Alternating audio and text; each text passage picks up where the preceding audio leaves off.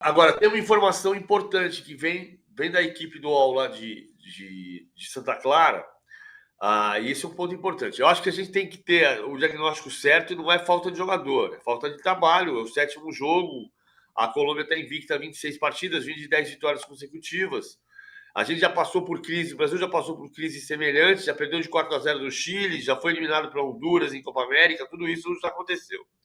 Agora, tem um detalhe que chamando a atenção, que é o seguinte: repercutiu mal, e tem repercutido mal, a capacidade de leitura dos jogos do Dorival Júnior com parte do elenco. E o que houve na alteração do Vinícius Júnior, aquela cena em que o Neymar estava na arquibancada e diz: o Vini, os jogadores pensaram a mesma coisa, porque vai tirar o Vinícius.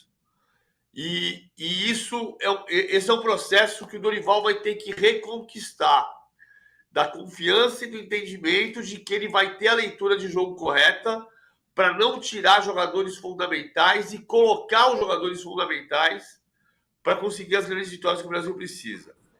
O caso simbólico é a saída do Vini contra a Costa Rica.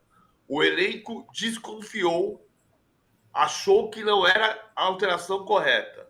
E isso mina a relação de você entender que o treino é bom, que o trabalho é bom, que as alterações são boas, que a leitura de jogo é boa. O jogador precisa confiar no técnico. Então tem que reconectar isso. E acho que a ausência do Endrick e a colocação do Endrick só aos 40 do segundo tempo é parte desse cardápio também.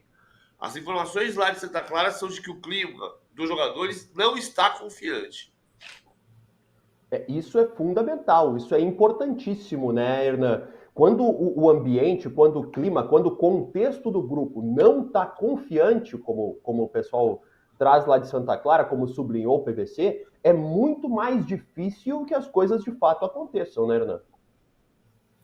E essa falta de confiança, essa questão toda de você não conseguir o resultado, as trocas, eu acho que, por exemplo, o Endrick entra faltando 5 minutos, é muito pouco. Acho que é um jogador que já provou na seleção brasileira que tem capacidade de jogar mais tempo. Não é o titular da seleção hoje, é um garoto de 17 anos, mas já passou por situações de jogadores experientes. Ganhou o Campeonato Brasileiro, ganhou estadual, chegou na seleção principal fazendo gol em amistosos contra seleções gigantescas, né? Em ambientes que normalmente se você tem um jogador que não tem tanta confiança, ele já provou que ele tem essa confiança. Então acho que o Endrick é um jogador que poderia ter mais minutagem. Então tudo isso vai gerando uma desconfiança. O jogador, na hora de dar um passe, pensa duas vezes, né? A tomada de decisão da comissão técnica também, a falta de resultados, as críticas, tudo isso gera um ambiente de pressão e um ambiente também de falta de confiança dos jogadores. É claro que é um trabalho que está no começo, são só 7, 8 jogos do Dorival Júnior na frente da seleção, não é porque não conseguiu um resultado aqui ou porque não está tendo um encaixe ali que tem que mudar tudo, não é isso. Mas é um momento de atenção. E assim, eu vejo que se a seleção brasileira for eliminada pelo Uruguai, não é o fim do mundo, não é caça às bruxas. Porque a seleção uruguaia hoje apresenta o melhor futebol da América do Sul e é um dos mais promissores, para mim, do mundo na mão do Bielsa. Então, assim, se de repente não passar pelo Uruguai, repensar a rota para as próximas convocações, para as próximas datas FIFA, e aí você pensa num trabalho a longo prazo. Mas, de fato, isso atrapalha no dia a dia essa falta de confiança. Nem me fala em cair da Copa América, né? Pelo amor de Deus, por favor, vamos torcer pelo Brasil. Mas é a realidade não, hoje. não, na realidade, quando ela dói tanto, a gente dá uma repensada. Vamos dar uma refletida sobre a porque é bom o time do Uruguai, né? Pô, o Bielsa é um baita de um treinador, né? É difícil. Vai ser um baita jogo e vai ser um jogo muito, muito, muito difícil. Você disse que acha que o Brasil não passa, né, PVC? Eu acho o Uruguai favorito. Eu estava até buscando hoje em arquivo de jornais antigos. É uma delícia ler jornal velho, né? Para lembrar, a final do Mundialito de 81, por exemplo, será que o Uruguai era favorito contra o Brasil? Não era. O Brasil tinha vencido a Alemanha por 4-1, empatado com a Argentina de Maradona. O Brasil não era favorito, mas não era azarão. O Brasil não é tão azarão quanto o Uruguai desde a década de 40. Desde os anos 40 não tem o Brasil e o Uruguai. Brasil e Uruguai, final da Copa de 50, o Brasil era favorito, o Uruguai podia ganhar, como ganhou. O Brasil de 93 podia perder para o Uruguai, tinha o fantasma de Maracanã. Final da Copa América de 89, ganhou no dia 16 de julho, igualzinho o Maracanazo. O Brasil venceu.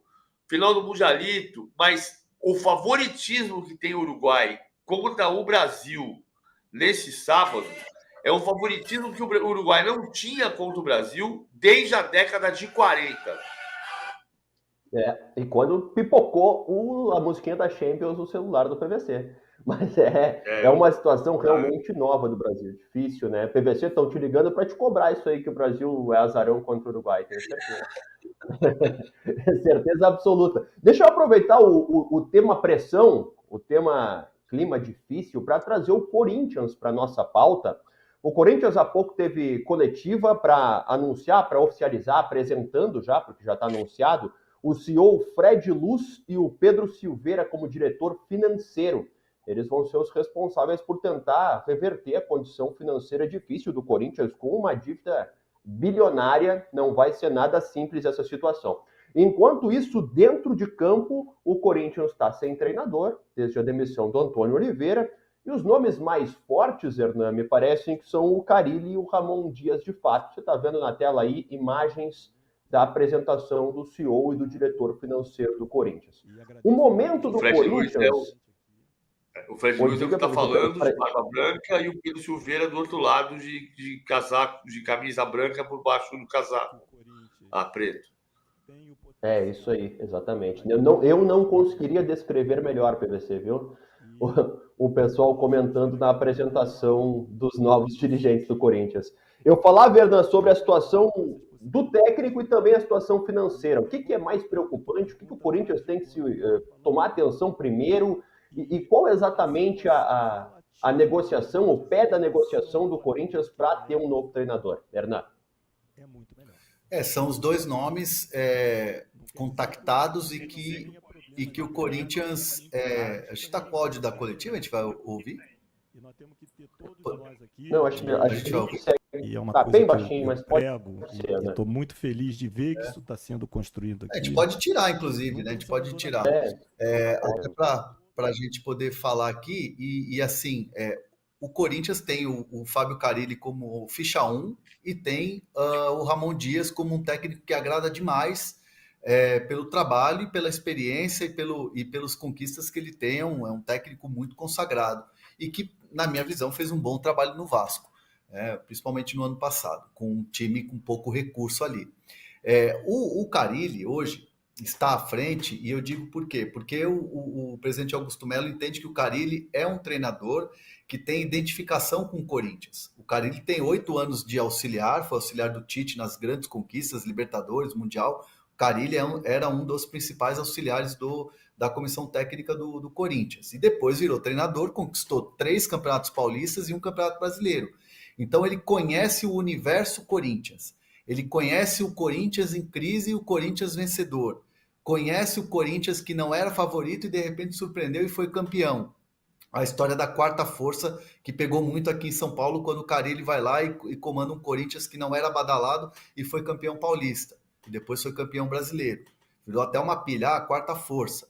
Então o Carille é um técnico que tem essa identificação, o Carille gosta muito do Corinthians, conhece o Corinthians, então seria um treinador hoje muito...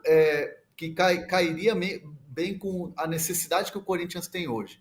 Mas existem alguns empecilhos. O Santos, né, ele está na segunda colocação, venceu a última partida, deu uma acalmada, mas o próprio Carille não está convicto do seu trabalho e da sua continuidade, né? Não há uma linha reta hoje entre a diretoria do Santos e o Fábio Carille, isso é certo, né? Então o Carille até faz um movimento muito discreto, mas de sair de repente sem a multa, mas o Santos entende que para sair tem que pagar a multa. São 2 milhões de reais o equivalente aí a 5 salários do Carille. Mas, para essa situação avançar, precisa o Corinthians decidir. O Corinthians falar, beleza, nosso alvo é o Carille, vamos abrir negociações com o Carille. Então tá todo mundo num compasso de espera. Não só o staff do Carille e o próprio Santos. Porque se o Corinthians fizer um movimento, aí o Santos também vai ter que buscar um treinador, né? Então, assim, tá tudo muito num compasso de espera, esperando o Augusto Melo tomar uma decisão se vai avançar no Carille ou se vai avançar no Ramon Dias. Essa é a expectativa hoje. As cartas estão na mesa e agora resta o Corinthians escolher. Carille ou Ramon Dias? Quem é que salva o Corinthians nessa situação tão ruim, PVC? Deixa eu bater bumbo pra gente aqui um pouquinho só, Marinho. Faz umas 3 semanas, quando o Santos perdeu o Botafogo de Ribeirão Preto lá em Londrina, e o Carille voltou para Santos, naquela semana seguinte, a gente disse aqui no de primeira. Tem contato de gente do Corinthians com o Carille, e se tiver esse contato, vai haver a chance concreta de o Carille aceitar a proposta. Não é 99%, não existe porcentagem. Mas o Carille gostaria de poder ir. Claro que ele tem um compromisso com o Santos. Mas a sensação da comissão técnica do Santos é de que não há segurança no trabalho na Vila Belmiro. Esse é o ponto central. Sente-se. Olha que o Corinthians não é seguro para nada. O Corinthians trocou, o Corinthians vai para o seu 10º técnico em 4 anos e meio. Mas a comissão técnica em Santos entende que não tem segurança de que será mantida na 3ª derrota, na 2ª derrota. Então, sim, há o interesse de ir desde que haja a liberação do Santos, a compreensão do Santos. Tem um movimento nesse sentido. Vamos ver qual vai ser o desfecho. Mesmo porque o Carille abria as redes sociais e no momento de instabilidade de derrotas ali no Santos, via a torcida pedindo o Sampaoli. Ah, que saudade do meu ex, aquela coisa de rede social, o Carille vendo aquilo. Então, total sentido essa questão da falta de segurança, né? De você não sabe se vai terminar a Série B ali com o Santos. Então, o Carille hoje entende que um retorno ao Corinthians também seria muito em função da história que ele deixou para trás lá, e é uma história bonita e vencedora. Deixa eu colocar uma outra coisa aqui na mesa. Só colocar uma coisa aqui na mesa. Você sabe o que você está fazendo? Você já fez obra em casa? Já. Você sabe a teoria do Jaque? Não. Não? Não. Já que nós estamos fazendo isso, então aproveita e faz aquilo. Já que nós estamos fazendo aquilo outro, aproveita e faz aquilo outro. Você vai ver se gastou uma fortuna. O Corinthians gastou 15 milhões e 700 mil reais em multas de rescisão de contrato de técnicos desde 2020.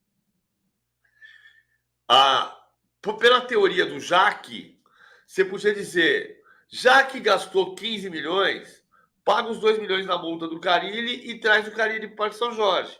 Não. O Jaque não está na apresentação do CEO e diretor financeiro agora. Se você prestar atenção, não tem nenhum Jaque. É o Fred Luz e o Pedro Silveira, que vão dizer não paga, não tem esse dinheiro. Mesmo com um contrato de televisão recém-acertado, que tem gerado críticas, porque se entende que é um empréstimo de 250 milhões de reais a ser dada, e não uma luva. É verdade que será pago com juros abaixo do mercado, 3%, CDI mais 3%, mas é um empréstimo, então a questão tem que ser discutida e levantada e explicada de uma maneira melhor. Não vai ter Jaque, não deve ter Jaque. Nesses 15 milhões e 700 mil reais que o Corinthians pagou de multas para Vitor Pereira, para Mano Menezes, Vanderlei Luxemburgo, Silvinho, e agora Antônio Oliveira, 2 milhões, está embutido 1 milhão de reais que foi pago ao Cuiabá pela liberação do Antônio Oliveira em fevereiro. Ou seja, a lógica seria a mesma. Paga os 2 milhões e libera o Carille. Dificilmente isso vai acontecer, porque não é o Jaque, é o Fred e o Pedro agora.